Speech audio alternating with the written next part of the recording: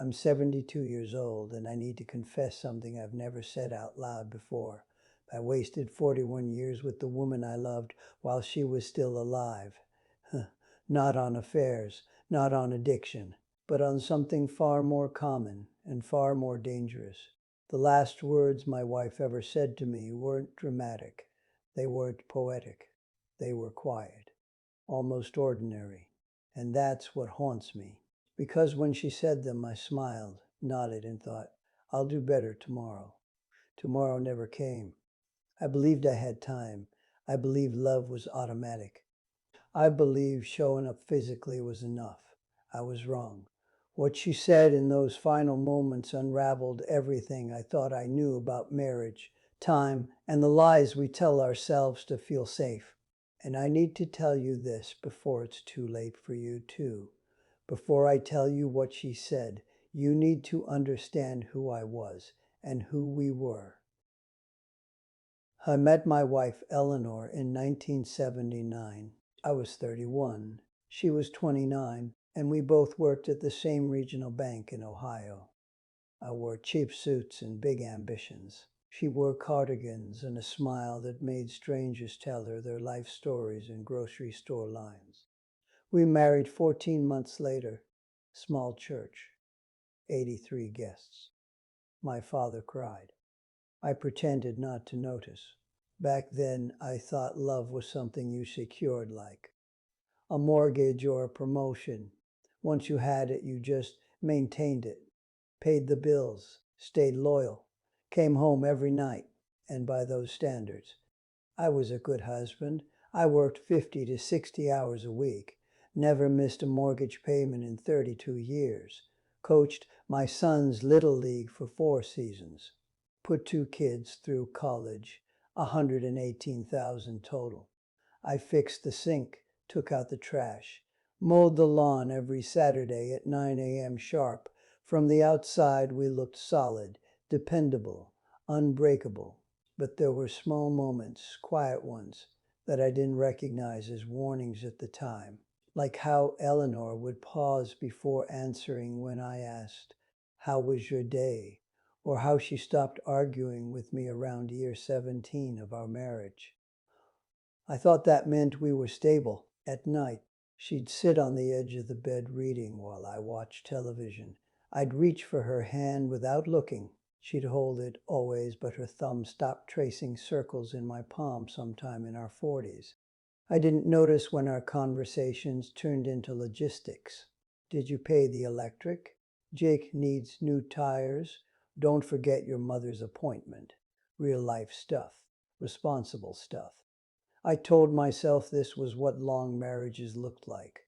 Quiet, predictable, efficient. But every so often she'd say something that didn't quite land, something like, "Do you ever miss us?" or "I feel invisible some days." I'd laugh it off. "Come on, Ellie, we're fine." That word, fine. I didn't know it then, but that word was the beginning of the end. Because what happened next didn't arrive loudly. It didn't crash in. It crept in slowly, disguised as normal life. And when I finally realized something was wrong, it was already too late to stop it. It was a Tuesday. Ordinary Tuesdays are the ones that destroy you. Eleanor had been tired for months. Not, "I need a nap," tired. A deep bone-level exhaustion.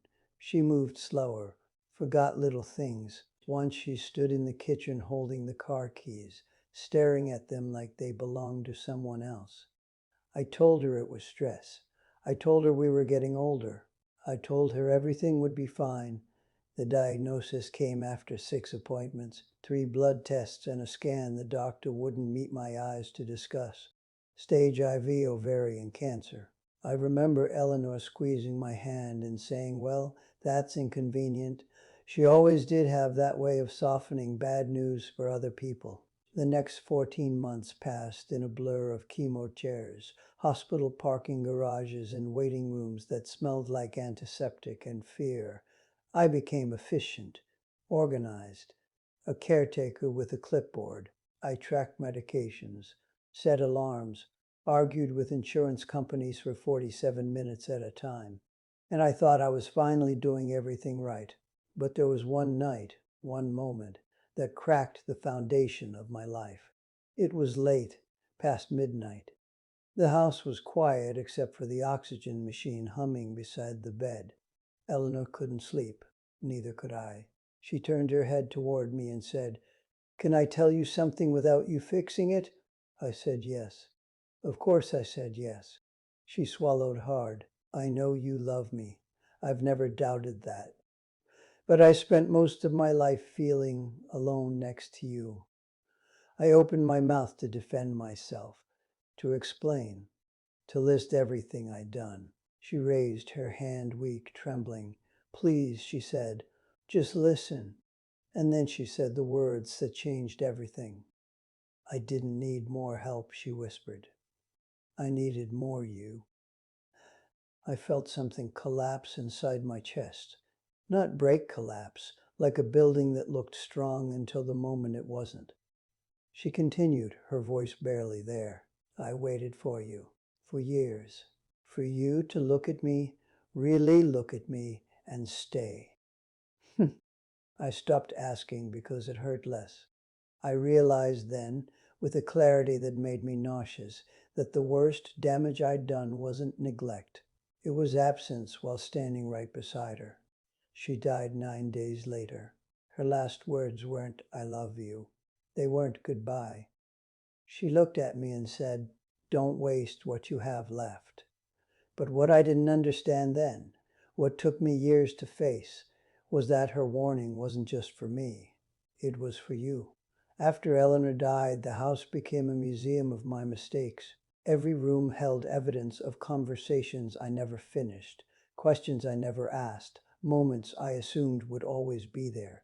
I used to think love was proven by endurance, by staying, by not leaving. But I learned too late that love isn't measured in years. It's measured in presence. Marriage, life, relationships, they're not bank accounts you fund once and forget. They're living things, like plants. You can water them religiously, but if you never step into the sunlight with them, they still wither. I replayed our life like a film I couldn't shut off. The nights I chose television over conversation. The mornings I rushed past her to beat traffic. The way I said later, like it was guaranteed currency. "Here's the truth no one tells you when you're young. Time doesn't disappear all at once. It erodes. One quiet compromise at a time. One missed look. One unasked question. If you're 25, you think love is passion. If you're 40, you think love is stability. If you're 60, you realize love is attention. And attention is the one thing we ration like it's scarce, even though it's the only thing that truly matters.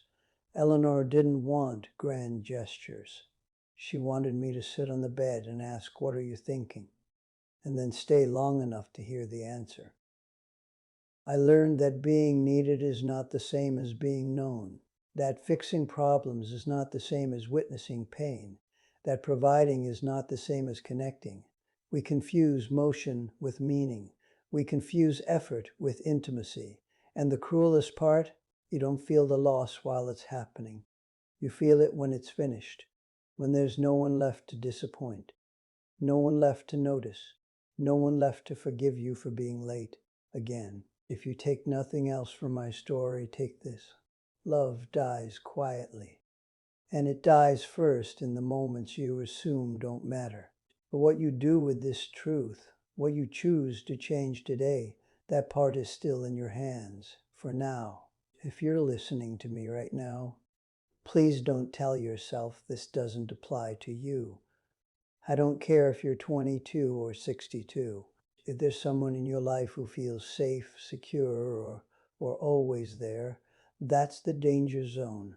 Don't make my mistake. Look at the person you love tonight and ask yourself, when was the last time I truly saw them? Not passed by them, not shared a calendar with them, saw them. Here's what I wish someone had grabbed me by the shoulders and said years ago. Put the phone down, sit still. Ask one question you're afraid to hear the answer to. and don't rush the silence that follows. Say, I'm here, and mean it. Say, tell me more, and wait. Say, I choose you in ways that don't fit on a to-do list. Because one day, maybe decades from now, maybe sooner than you think, there will be a last conversation, and you don't get to know which one it is while it's happening. Eleanor's last words live in me now. Don't waste what you have left. I'm 72 years old. I can't get those 41 years back, but you still have tonight. If the story stirred something uncomfortable in you, don't ignore it. That feeling is the part of you that knows the truth. Call them, sit with them, be there while it still counts. And if you don't want to wake up one day talking to an empty room like I do now, then act before later turns into never. If this helped you, subscribe, share it with someone you love, and please don't waste what you have left.